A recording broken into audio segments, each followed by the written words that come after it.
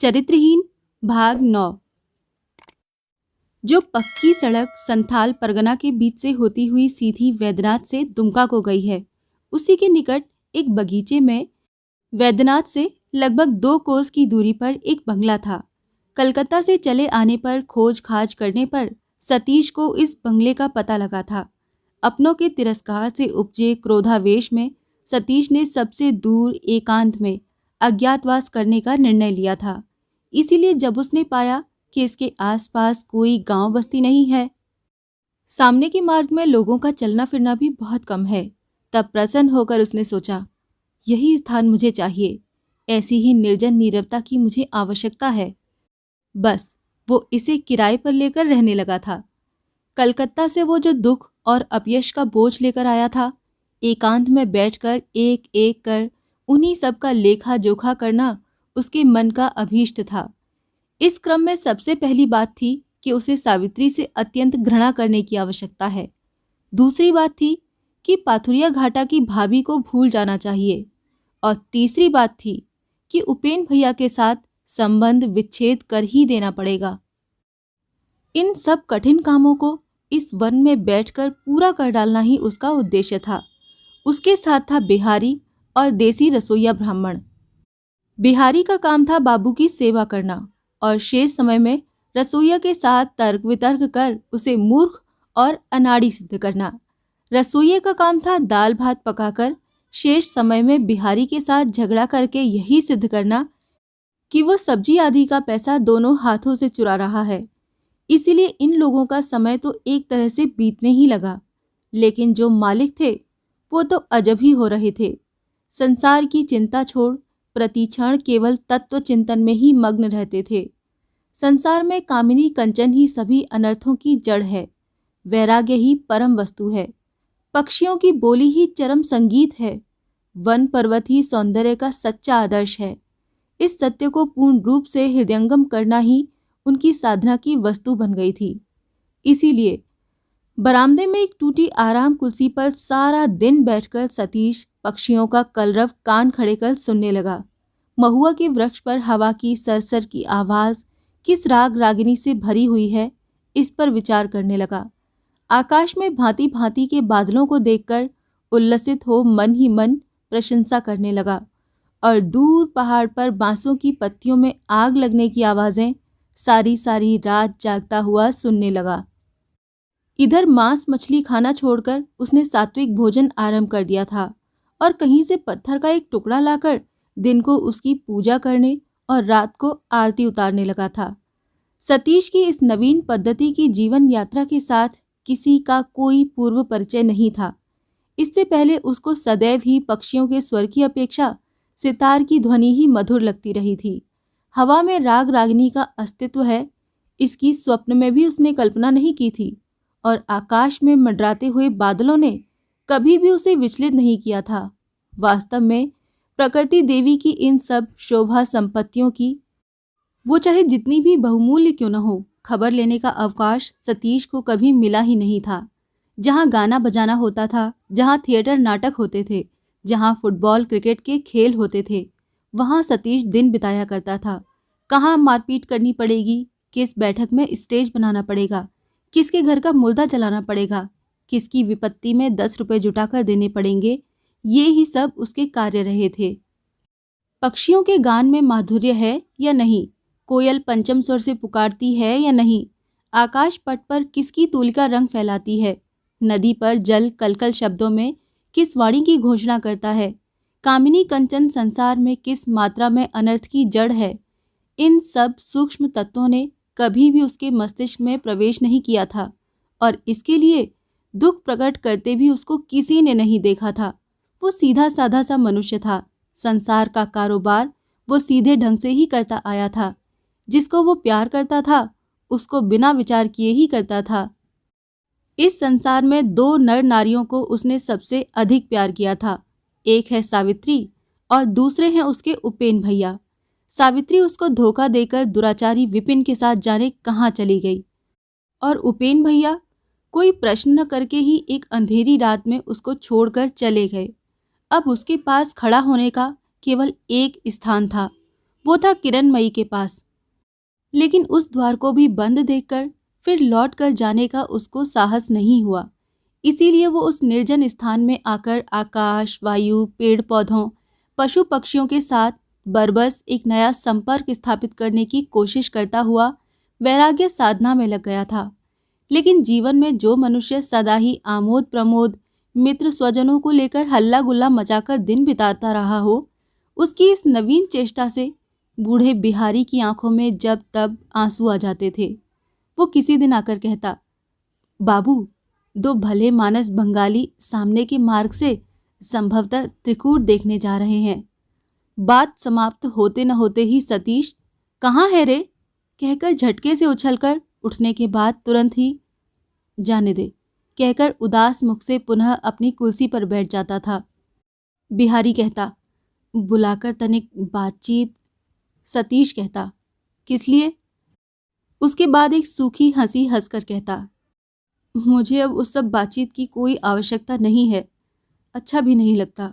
तू जानता है बिहारी, वन के पक्षी आजकल मुझे गाना सुनाते हैं, पेड़ पौधे बातें करते हैं, हवा बहकर देश भर की कितनी ही कहानियां सुनाती है।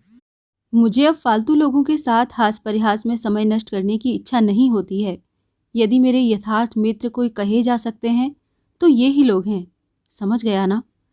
बिहारी निरुत्तर होकर म्लान मुख से लौट जाता, लेकिन बड़ी देर तक मालिक का ये करुण कंठ स्वर उसके कानों में गूंजता रहता था। बिहारी की एक आदत थी कि वो कोई वचन देकर उसे तोड़ नहीं सकता था। बहुत से विशेष भले आदमी जिसे लोभ को संभाल नहीं पाते, उसे संभालने की शक्ति इस छोटे बिहारी में थी। मन ही मन वो एक प्रकार से समझ रहा था कि उस रात को सावित्री किस प्रकार की धोखाधड़ी मचाकर चली गई, वही सतीश की विशेष हितैषिणी है। सतीश को वो प्राणों से भी अधिक प्यार करती है। इस विषय में भी बिहारी के मन में रत्ती भर संदेह नहीं था, पर उसने वो सब क्यों किया जो अपराध उसने किया ही नहीं, उसी को स्वीकार करके, और जो पाप कभी था ही नहीं, उसी का बोझ अपने हाथों से अपने सिर पर रखकर वो क्यों उसके मालिक को इतनी व्यथा दे गई। इस बात का निरंतर विचार करके भी वो कुछ समझ नहीं पाता था। फिर भी सावित्री पर बिहारी की असीम शक्ति थी। उसको वो माँ कहकर पुकारता था और श्राप भ्रष्टा देवी समझता था। इसीलिए अपनी बुद्धि में कूल किनारा न पाकर वो यही मानकर अपने मन को शांत कर लेता था कि अंत में कुछ भला ही होगा। इस भलाई की आशा से ही वो उस संबंध में बिल्कुल ही चुप हो गया था। स्वामी का मुख देखकर सावित्री की वास्तविक दशा खोलकर कह देने के लिए कभी कभी उसके हृदय में भारी आवेश उठाता था। तब ये कहकर वो अपने को संभाल लेता था कि अपनी माँ की अपेक्षा तो बाबू को मैं अधिक प्यार नहीं करता। वो स्वयं ही जब ये दुख देकर गई हैं तो मैं क्यों बाधा पहुंचाऊं? वो बिना समझे ही तो मुझे सिर की सौगंध दिलाकर मना नहीं कर गई होंगी। इसी प्रकार इन लोगों के एकांतवास की अवधि बीत रही थी। संभवतः कुछ समय और भी बीत जाता, लेकिन एकाएक एक दिन बाधा पड़ गई। जिसे काल वैशाखी कहते हैं, उस दिन वही समय था। समस्त दिन यद्यपि दुर्दिन का कोई लक्षण नहीं था, पर एकाएक लगभग तीसरे पहर 20 मिनट के अंदर ही आकाश में प्रबल तूफान छा गया। पल भर में सतीश ने घोड़े के पैरों की आवाज सुनकर कहा, एक अच्छा घोड़ा पीठ पर साज लिए तूफान के साथ उन्मत्त वेग से भागता चला जा रहा है। सतीश ने पुकारा, बिहारी, वो किसका घोड़ा दौड़ता हुआ भाग गया, जानता है? बिहारी ने कमरे की बत्ती साफ करते करते कहा, किसी बाबू का होगा। इस तरफ बाबू कौन है रे? इस तरफ भले ही न हो। देवघर से प्राय ही बाबू भैया लोग गाड़ी पर सवार होकर त्रिकूट देखने, तपोवन देखने आते हैं। उन्हीं लोगों में से किसी का होगा, तूफान के डर से दौड़ रहा है। तब तो बड़ी मुश्किल है। ये कहकर सतीश फिर अपनी आराम कुर्सी पर लेट गया, लेकिन उस बात को वो अपने मन से निकाल न सका। उसके मन में विचार उठने लगा, यदि कोई स्त्री भी साथ हुई तब तो उनकी विपत्ति भयानक हो सकती है। इस स्थान में गाड़ी पालकी तो दूर की बात है, एक आदमी की सहायता पाना भी कठिन है। इसके अतिरिक्त संध्या होने में तो देर नहीं है, संभवतः वर्षा भी होने लगेगी। अब सतीश बैठा न रह सका। बरामदे के कोने से लाठी उठाकर बाहर निकल पड़ा। मार्ग में आकर उसने देखा कि पत्थरों का चूरा आंधी के वेग से छर्रों की भांति शरीर में बिंध रहा है। और संपूर्ण मार्ग में धूल और बालू से अंधेरा हो गया है। एकाएक उस अंधकार में एक ओर से हो हो की चिल्लाहट सुनाई पड़ने लगी। होली की छुट्टी पाकर हिंदुस्तानी दरबानों का दल जिस प्रकार की चिल्लाहट भरी आवाज करते हुए रास्ते में निकल पड़ता है, ये उसी प्रकार की आवाज थी। बात क्या है, ये देखने के लिए सतीश ने उस तूफान में आगे बढ़ा। कुछ आगे बढ़ते ही देखा कि मार्ग पर एक टमटम है और उसी को घेर कर 8-10 आदमी आनंद ध्वनि कर रहे हैं। किसी के सिर पर टोपी है, किसी के सिर पर पगड़ी है, सभी का पहनावा हिंदुस्तानी है। ये आनंद किस बात का है, ये पता करने के लिए सतीश ने और कई कदम आगे बढ़ाए। आगे बढ़ते ही उसने देखा कि टमटम की एक बांह पकड़कर एक स्त्री माथा झुकाए अत्यंत सिमटी हुई खड़ी है और उसी को लक्ष्य करके जमा हुए लोग जिस भाषा का प्रयोग कर रहे हैं, उसका उच्चारण कर पाना किसी सभ्य आदमी के लिए संभव नहीं है। सतीश को पहले यही ध्यान आया कि ये लोग इस ओर कहीं इस स्त्री को लेकर आनंद मनाने आए होंगे और अब घोड़ा भाग जाने से एक प्रकार से खुशी मना रहे हैं। एक बार उसने सोचा कि लौट जाए, लेकिन न जाने क्यों आज वो किसी भी प्रकार अपना कौतूहल रोक नहीं पाया। ठीक उसी समय आश्चर्य के साथ उसकी निगाह उस स्त्री के पहनावे पर पड़ गई। संध्या और बालू के अंधकार में भी जान पड़ा कि उसका पहनावा मानो बंगाली स्त्रियों की तरह था। पैरों में लखनऊ के बने जूते नहीं हैं, बल्कि अंग्रेज स्त्रियां जो पहनती हैं वो ही हैं। अकस्मात उस स्त्री की दृष्टि भी उस पर पड़ गई। उसने ऊंचे स्वर से पुकार कर कहा, मुझे बचाइए। बचाइए सुनते ही एक ही क्षण में सतीश के वैराग्य का नशा हवा हो गया। कामिनी अत्यंत घृणित है, इस तत्व को वो भूल गया। बाघ की तरह कूद कर वो एकदम ही उस औरत के निकट जाकर खड़ा हो गया। उसने पूछा, क्या हुआ है? उस स्त्री ने इतनी देर तक अकेले बहुत ही कष्ट सहन किया था, इस बार मुंह ढक कर बैठ गई और रोने लगी। सतीश ने व्यग्र होकर पूछा, क्या बात है, क्या हो गया है? ये लोग मेरा बहुत अपमान कर रहे हैं। अपमान कर रहे हैं? कौन है ये लोग? मैं नहीं जानती। जानती नहीं हो? सतीश एक ही साथ बहुत से प्रश्न कर बैठा। हो कौन तुम? कहाँ से आई हो? तुम्हारे घर के लोग कहाँ हैं? ये गाड़ी किसकी है? उस स्त्री ने आंखें पोंछकर रुंधे कंठ से कहा, मेरा साइज घोड़ा पकड़ने के लिए उसके पीछे पीछे दौड़ता गया, और कोई नहीं है। मैं त्रिकूट देखने के लिए आई थी, प्राय आती रहती हूँ, वहीं से ही ये लोग मुझे तंग करते आ रहे हैं। सतीश ने क्रुद्ध होकर कहा, अच्छा किया है। आप क्या मेम साहब हैं कि टमटम हाँक कर इतनी दूर तक आई हैं? आप क्या अंग्रेज की स्त्री हैं कि जहां भी इच्छा हो अकेले जाने पर कोई भय नहीं है? हमारे देसी आदमी असहाय देसी स्त्री को पाकर उसका अपमान करते ही हैं, उसके ऊपर अत्याचार करते ही हैं। यही है इस देश का नियम। इसे क्या आपके माँ बाप नहीं जानते? ये कहकर उन हिंदुस्तानियों में जो सबसे बड़ा था उसके ऊपर अग्नि दृष्टि डालकर उसने कहा, तुम लोग यहाँ क्यों खड़े हो? उसने कहा, हमारी खुशी। उन लोगों की आंखों की ओर देखने से ही समझ में आता था कि उन्होंने या तो भांग, गांजा अथवा दोनों ही वस्तुओं का सेवन किया हुआ है। सतीश ने हाथ से सीधा मार्ग दिखाकर संक्षेप में कहा, जाओ। उत्तर में उस व्यक्ति ने अपने मुंह को अत्यंत विकृत बनाकर कहा, अरे जाओ रे। प्रत्युत्तर में सतीश ने उसके गाल पर एक ऐसा थप्पड़ जड़ दिया कि वो उसे रे शब्द को ही और जरा सा खींच लेने का अवसर भर न पा सका। उसके बाद बेहोश हो मार्ग में चक्कर खाकर गिर पड़ा और उसके पास निरीह की भांति जो छोकरा खड़ा था वो बिना अपराध के ही सतीश के बाएं हाथ का चपेटा खाकर टमटम के साइज के बैठने के स्थान पर गिरा और उसके बाद पहिए के नीचे आंखें बंद करके बैठ गया। बाकी जो कई आदमी थे उनमें से कुछ तो नशे के गुण से, कुछ भय से हदबुद्धि की भांति खड़े देखते रह गए। सतीश ने सामने के आदमी को बुलाकर कहा, अब तुम लोग भाग जाओ। प्रत्युत्तर में वो बिजली की भांति तेजी से सबके पीछे जा खड़ा हुआ। सतीश ने उस स्त्री से कहा, उठिए। वो चुपचाप उठ खड़ी हुई। सतीश ने कहा, पानी आने में देर नहीं है, आइए मेरे साथ। स्त्री ने डरते डरते कहा, मैं क्या शहर तक पैदल चल सकूंगी? सतीश ने कहा। शहर में नहीं, मेरे घर पर, सामने उस बगीचे में। पानी आ रहा है। अब खड़ी रहकर सोचने से काम न चलेगा। न चलना हो तो यहीं खड़ी रहकर भीगिए। मैं जा रहा हूँ।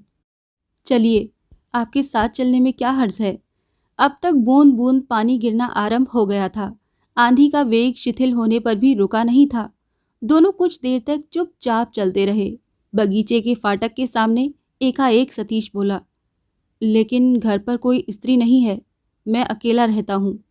स्त्री ने पूछा, तो फिर आपके रसोई पकाने, घर गृहस्थी का काम कौन करता है? स्वयं करते हैं? नहीं, नौकर है, लेकिन वो भी कोई स्त्री नहीं है। भले ही न हो, लेकिन आप खड़े क्यों हो गए? चलते चलते बताइए ना। सतीश ने कुंठित होकर कहा, यही कहता हूं कि मेरे यहाँ कोई स्त्री नहीं है। इस रात्रि को अंदर जाने से पहले आपको बता देना उचित है। यदि उचित है तो वहीं क्यों नहीं बता दिया? लेकिन मैं अब यहाँ खड़ी नहीं रह सकती। मेरे हाथ पांव कांप रहे हैं। इसके अतिरिक्त मुझे बहुत प्यास भी लगी है। आइए, कहकर सतीश घबराकर अंधेरे बगीचे में मार्ग दिखाता हुआ चलने लगा। इन सब भद्दी घटनाओं के बाद ये कैसे थक गई होगी। मन में ये अनुभव कर वो आप ही लज्जित हो उठा। थोड़ी देर के बाद उसने धीरे से कहा, ऐसा प्रतीत होता है कि आपकी आवाज़ मैंने कहीं सुनी है। स्त्री ने इसका उत्तर नहीं दिया, लेकिन वो समझ गई कि अंधकार में सतीश उसका मुंह नहीं देख सका है। बरामदे में जाकर सतीश की टूटी आराम कुर्सी पर बैठकर उसने कहा, साथ में बिहारी है ना? ये कहकर उसने ऊंचे स्वर से पुकारा, बिहारी, मेरे लिए एक गिलास पानी तो लाओ। बिहारी उधर के बरामदे में था। पुकार सुनकर पानी लेकर उपस्थित हुआ।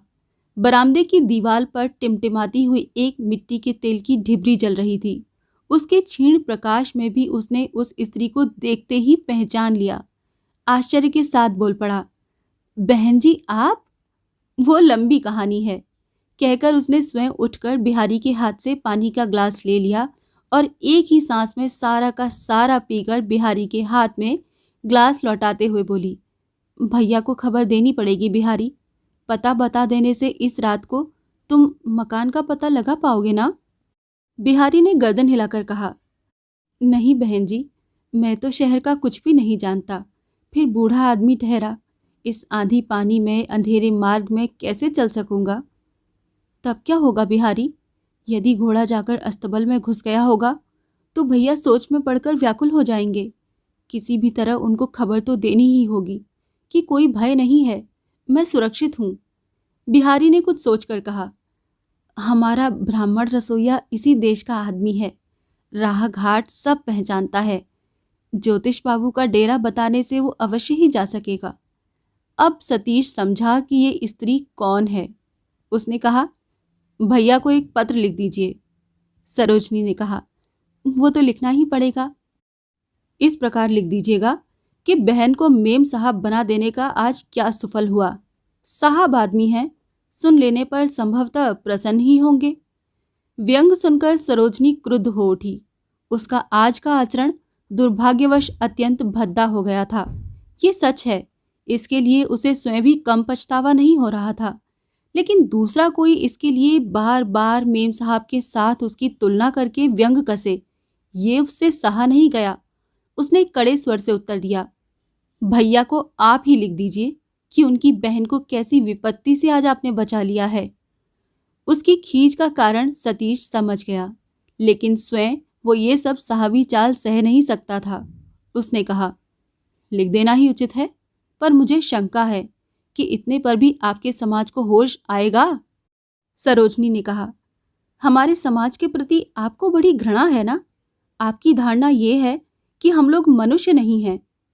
मेरी धारणा जो भी हो, आप लोगों की खुद की धारणा क्या है? यही कि आप लोगों के अलावा बंगाल में मनुष्य ही नहीं होते, यही ना? हम लोगों में जिनकी ये धारणा है, कम से कम मैं उन्हें इसके लिए दोष नहीं देती। मालूम है, इसीलिए आज आपको और अधिक सजा मिलनी चाहिए थी। वहां आपको पहचान जाता तो चुपचाप वापस चला आता, मुंह से एक भी शब्द नहीं निकालता। क्या सजा मिलती? जरा मैं भी तो सुनूं। अपमान और अत्याचार, यही ना? हाँ यही, सतीश ने जोर से कहा।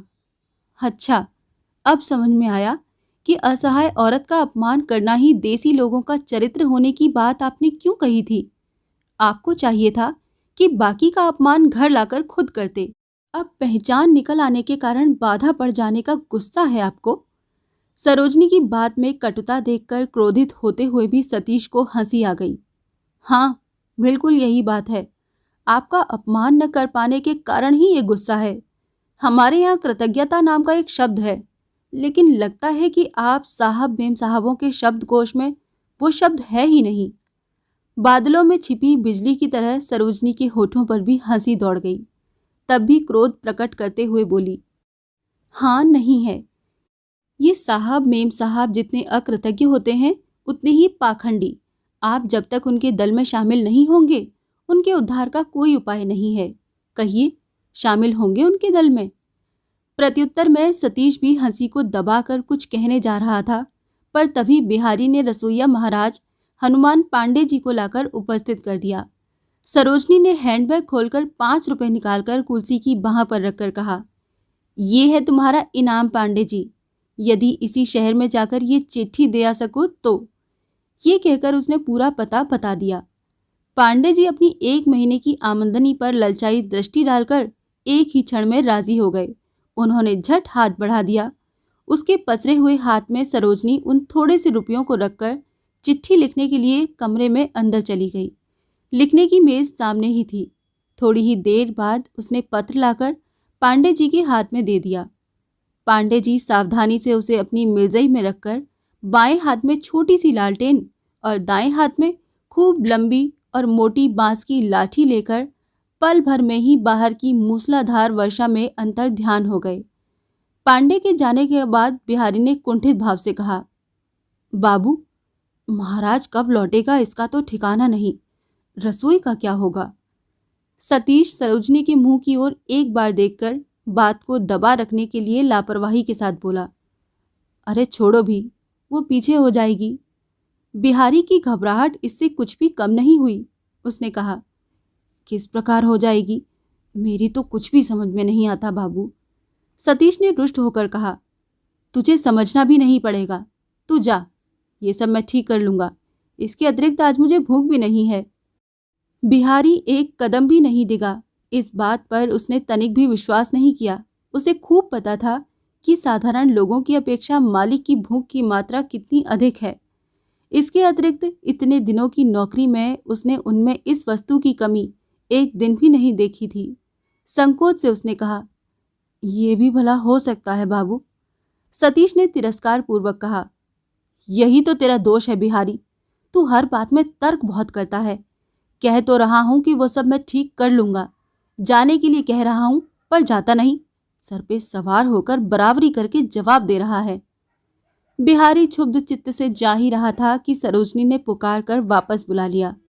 आज मेरे ही कारण तुम लोगों पर इतनी विपत्ति आ पड़ी है। रसोई की तैयारी की अभी कुछ भी नहीं हुई? बिहारी ने कहा, हुई क्यों नहीं है बहन जी, किंतु रसोई बनाएगा कौन? महाराज के लौट आने में कितनी देर होगी इसका तो कोई ठिकाना नहीं है। ये कहकर वो अप्रसन्न मुंह से फिर जाने लगा। सरोजनी ने कहा, मेम साहब हूं या जो भी हूं, तो भी तुम्हारे साहब के समान ही जाति की हूं। मेरे हाथ का तैयार खाना खाने से क्या किसी की जाति जाएगी? प्रश्न सुनकर सतीश हंस पड़ा। जाति जाएगी या नहीं मैं कह नहीं सकता, किंतु मेम साहब के हाथों की बनी रसोई गले से नीचे उतरेगी या नहीं, ये असली बात है। ऐसी बात है, मेम साहब के हाथ की बनी रसोई खाने से वो भूल नहीं सकेंगे। कहकर सरोजनी हंसी और इत्र की गंध से समूचे कमरे को मानो तरंगित करती हुई तेज कदमों से उठकर दूसरे कमरे में चली गई। 5-6 मिनट के बाद जब वो बाहर आई तब उसकी ओर देखकर सतीश क्षण भर के लिए मुग्ध हो गया। जूते मोजे के बदले दोनों पैर खाली थे। रेशम की कुर्ती, साड़ी के बदले केवल कमीज पर एक सादी लाल पाड़ की धोती पहने थी। देखकर सतीश की दोनों आंखें शीतल हो गईं। उच्छ्वसित कंठ से बोला, क्या ही सुंदर दिखाई पड़ रही हैं आप, मानो स्वयं लक्ष्मी देवी ही हों। सुनकर सरोजनी की शिराओं में आनंद की बाढ़ आ गई, लेकिन अत्यंत लज्जा से सिर झुकाकर उसने कहा, जाइए, परिहास करेंगे तो पकाऊंगी नहीं, कहे देती हूँ, तब उपवास करना पड़ेगा। लेकिन इस लज्जा को उसने उसी क्षण दबा दिया, क्योंकि वो जानती थी लज्जा को प्रश्न देने से वो उत्कट हो उठती है। इसीलिए सिर ऊपर उठाकर हंसते हुए बोली, प्रशंसा बाद में करते रहिएगा, अब रसोई घर किस मोहल्ले में है दिखा देने के लिए कह दीजिए।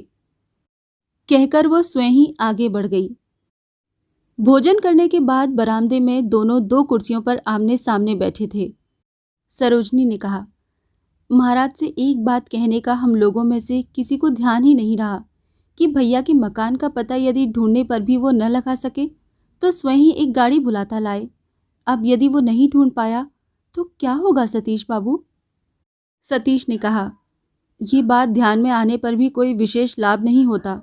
इतनी रात को इतनी दूर कोई गाड़ी वाला संभवतः आना भी नहीं चाहता। अब या तो आपको यहीं रात्रिवास करना पड़ेगा या फिर पैदल चलना पड़ेगा। इसके अतिरिक्त तीसरा उपाय नहीं है। मैं पैदल चल सकती हूँ, लेकिन आपके अतिरिक्त किसी अन्य के साथ नहीं। इसका अर्थ मेरे साथ जाने से क्या विपत्ति की संभावना नहीं है? है क्यों नहीं? परंतु तब उसकी पूरी जिम्मेदारी आपके ऊपर होगी। जवाबदेही आपको करनी पड़ेगी, मुझे नहीं। सतीश ने कहा, मुझे क्यों जवाबदेही करनी पड़ेगी? मेरा अपराध? और किसी के सामने आप भले ही ना करें, अपने सामने तो करनी ही पड़ेगी। कहकर सरोजनी एकाएक चुप हो गई।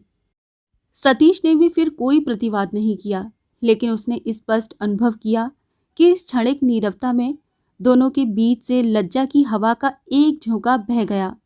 तभी कोई आ रहा है ना, कहती हुई सरोजनी कुर्सी छोड़कर उठ पड़ी और कुछ देर तक बरामदे की रेलिंग पर टिक कर अंधेरे बगीचे की ओर देखती हुई खड़ी रही।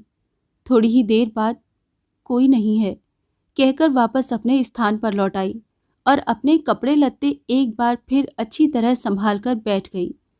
तब भी सतीश कोई बात न कह सका। इसके बाद दोनों ही चुप होकर बैठे रहे।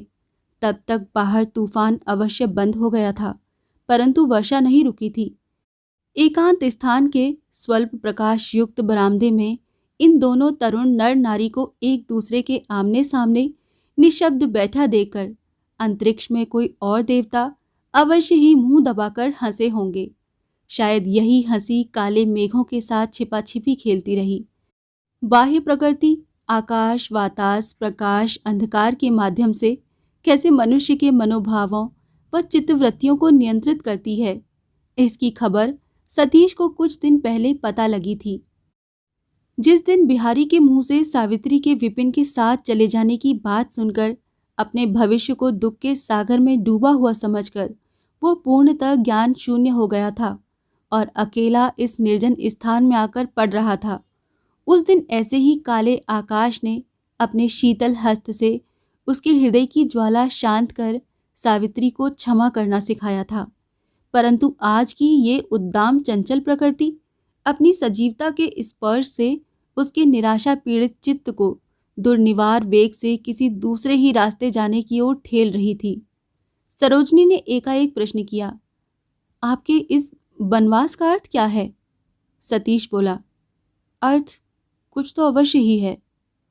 वो तो है ही, लेकिन किसी को भी न बताकर इस प्रकार भाग क्यों आए? लेकिन मैं भाग आया हूं। ये समाचार किसने दिया? सरोजनी ने जरा हंसकर कहा, इस समाचार का तो मैंने स्वयं ही आविष्कार किया है। आप जिस दिन सवेरे चले आए उस दिन मैं स्वयं आपके डेरे पर जा पहुंची थी। सतीश ने आश्चर्य से कहा, समझ गया। उपेन भैया संभवतः मुझे ढूंढने के लिए गए होंगे और आप उनके साथ रही होंगी। वो जाएंगे ये मैं जानता था, लेकिन मुझे अनुपस्थित पाकर उन्होंने क्या कहा? उन्होंने अवश्य ही कुछ कहा था, लेकिन मैंने सुना नहीं, क्योंकि वो स्वयं वहां नहीं गए थे। मेरे हाथ से उन्होंने चिट्ठी भिजवाई थी। उसके बाद मैंने वहां जाने पर सुना कि आप सवेरे की गाड़ी से चले गए हैं। मन में न जाने क्या विचार आया कि मैंने ब्राह्मण महाराज से कहकर दरवाज़ा खुलवाकर और सारे डेरे में घूम घूम कर देखा। वहां बाहर के बरामदे में एक साड़ी सूख रही थी। पूछने पर ज्ञात हुआ कि ये कपड़ा माई जी का है, वो बीमार हैं और आप उनको लेकर पश्चिम को चले गए हैं। अच्छा, वो कौन है? इस डेरे में तो उनको मैं देख नहीं रही हूँ। सतीश का चेहरा पीला पड़ गया। कुछ देर तक मौन रहकर बोला, ब्राह्मण महाराज ने कहा कि मैं उनको लेकर पश्चिम को चला गया हूं। बदमाश, झूठा। उपेन भैया ने उस पर विश्वास कर लिया। सतीश के मुंह का भाव और कंठ स्वर सुनकर सरोजनी आश्चर्य में पड़ गई। उसने कहा, उपेन बाबू तो थे ही नहीं, और विश्वास करने में दोष भी क्या है? वैसे ये माई जी आपकी कौन है सतीश बाबू? सतीश ने उपेक्षा से कहा, मेरी कौन है? कोई भी तो नहीं, हमारे पुराने डेरे की नौकरानी थी। शैतान, मैं उसे लेकर पश्चिम को चला गया हूं। हरामजादा उल्लू, मेरे सामने कहे तो उसका। सरोजनी के आश्चर्य का ठिकाना ही नहीं रहा। थोड़ी देर तक चुपचाप देखती रहकर उसने कहा, दासी थी, लेकिन इस बात से आप इतना उत्तेजित क्यों हो रहे हैं? अनुचित निंदा करने से कौन उत्तेजित नहीं होगा, बताइए। वो उस रात को बेहोश हो गई थी। सतीश ने ठीक उसी तरह उत्तेजित स्वर से कहा, हाँ, हो गई थी, लेकिन इससे भी क्या हुआ? उसके बेहोश हो जाने में क्या मेरा अपराध है? और आप भी उसके बारे में इतने सम्मान के साथ बातें क्यों कर रही हैं? घर की दासियों और नौकर चाकरों से आप लोग आप या जैसी आज्ञा कहकर बातें करते हैं। सरोजनी ने इसका उत्तर नहीं दिया, बस मौन होकर बैठी रही। इतनी देर तक उसके हृदय में जो आनंद का चांद उगाया था, उसको न जाने कहां से काले बादलों ने आकर घेर लिया। एक बार उसके मन में ये प्रश्न उठा कि क्यों उस रात को उपेंद्र सपत्नीक उसके डेरे पर जाकर तुरंत ही चले गए थे, लेकिन उसने प्रश्न नहीं किया। मन ही मन वो एक प्रकार से समझ गई थी, इसमें कुछ ऐसी बातें हैं जिन्हें उपेंद्र प्रकट नहीं कर सके हैं और सतीश भी न कर सकेगा। लेकिन ये क्षुब्ध नीरवता दोनों को ही खलने लगी। इस त्रासद मौन से घबराकर अंततः सरोजनी ने ही पुनः वार्ता आरंभ की। उसने धीरे से पूछा, एक बात मैं आपसे पूछ सकती हूँ? सतीश ने जरा अभिमान के स्वर से कहा, कौन सी बात? आपने हम लोगों के इतने निकट रहते हुए भी इतने दिन कभी दर्शन नहीं दिए, क्यों? सतीश के पास इस प्रश्न का उत्तर नहीं था। तरह तरह के कारणों से समय नहीं मिला। कारण क्या है? पढ़ाई लिखाई?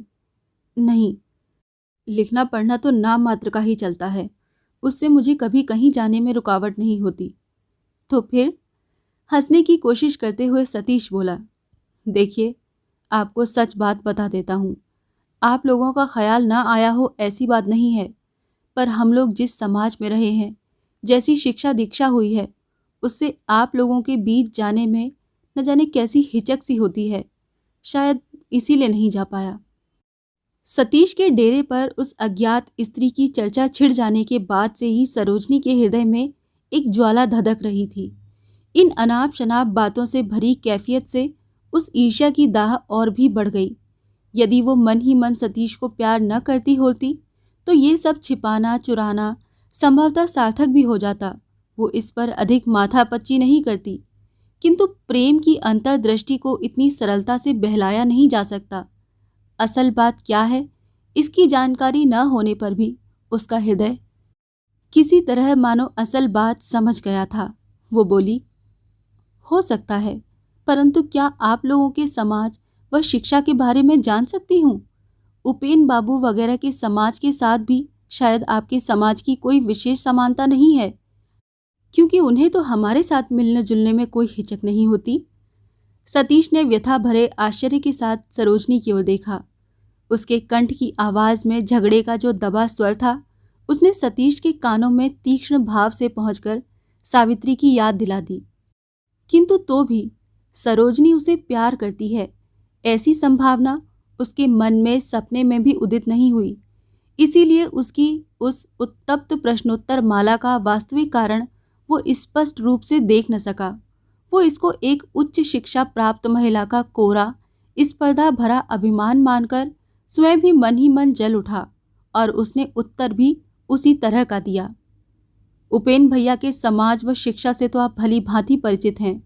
माना कि वो बेझिझक आप लोगों के साथ मिलजुल लेते हैं, लेकिन अगर अन्य कोई ऐसा न कर सके तो उसे उसकी सफाई देनी होगी। इसका तो कोई मतलब नहीं हुआ। खैर, जो भी हो, मुझे माफ़ करिए, इस बहस में मुझे कोई सार्थकता दिखाई नहीं देती। सरोजनी स्तब्ध हो गई। सतीश भी चुप हो गया। इतने में ही एक गाड़ी आकर फाटक के सामने खड़ी हो गई और ज्योतिष बाबू ऊंचे स्वर से सतीश का नाम लेकर पुकारते पुकारते बत्ती और आदमियों के साथ बगीचे में आ गए। यथाविधि असंख्य धन्यवाद, निमंत्रण, आमंत्रण आदि का कार्यक्रम समाप्त हो जाने पर जब ज्योतिष अपनी बहन को साथ लेकर प्रस्थान करने को तैयार हो गए, तब सतीश ने सरोजनी से पूछा, एक बात आपसे पूछनी बाकी रह गई। हारान बाबू नामक एक उपेन के मित्र थे, उनके क्या हाल हैं? क्या आप बता सकती हैं? ज्योतिष ने कुछ आश्चर्य के साथ उत्तर दिया, अरे आपने सुना नहीं, उनकी तो मृत्यु हो गई। ये समाचार सुनकर सतीश थोड़ी देर तक स्तब्ध खड़ा रहा, फिर बोला, उनकी माँ, उनकी स्त्री, वे लोग कहाँ हैं? आप जानते हैं? इसका उत्तर सरोजनी ने दिया, वो लोग तो अपने मकान में ही हैं। निश्चय हुआ है कि दिवाकर बाबू उनके मकान में रहकर कॉलेज में पढ़ेंगे, वो उनका भार लेंगी। ज्योतिष ने एकाएक अपनी बहन से कहा, हारान बाबू की स्त्री हम लोगों के घर एक दिन आई थी ना? हाँ, बड़ी देर तक वो रह रही थी, बहुत सी बातें की थी। उसके अपने बारे में क्या बातें हुई थीं, पति शोक से भाभी की क्या हालत हुई थी आदि जानने के लिए सतीश ने सरोजनी के मुंह की ओर एक उत्सुक दृष्टि डाली। उसे रत्ती भर संदेह नहीं था कि उक्त भेंट में उसके अपने विषय में कड़ी आलोचना हुई होगी, लेकिन उस अस्पष्ट प्रकाश में या तो सरोजनी उसके चेहरे का भाव समझ नहीं सकी अथवा समझकर भी उसने सतीश का कौतूहल दूर करने की आवश्यकता नहीं समझी। उसने भैया को आगे चलने के लिए हल्का सा धक्का लगाते हुए मृदु स्वर से कहा, अब देर मत करो भैया, चलो। चल बहन, कहकर सतीश को नमस्कार कर चलने को उद्यत होते हुए ज्योतिष बाबू बोले, एक बार फिर आपको असंख्य धन्यवाद सतीश बाबू। कल परसों किसी दिन गरीब के यहाँ भी यदि आपकी चरण धूलि पड़ जाती तो अच्छा होता। सतीश ने प्रति नमस्कार करके अस्पष्ट स्वर से जो कुछ कहा वो समझ में नहीं आया। सरोजनी ने भी घूमकर सतीश को एक छोटा सा नमस्कार किया और फिर पलटकर चली गई। वहीं खड़े खड़े सतीश की आंखें भर आईं। क्यों? इसका कारण वो स्वयं भी नहीं समझ सका। जाने क्यों मन बार बार कहने लगा कि उसकी सावित्री, उसकी भाभी, उसके उपेन भैया, सब ने उसे एक साथ छोड़ दिया है।